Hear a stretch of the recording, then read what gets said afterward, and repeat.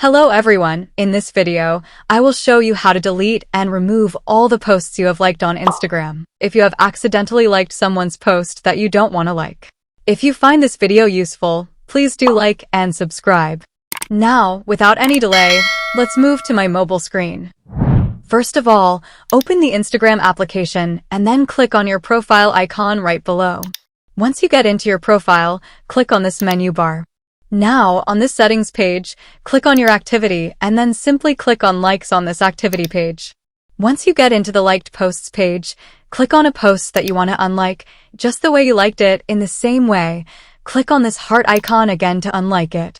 Now, the second method to unlike a post is to select any post and then click on unlike below, and again click on unlike on this pop-up message.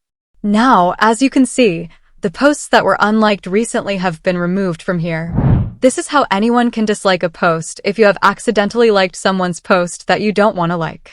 If you have any queries, please let me know in the comment box. Thanks for watching and have a good day.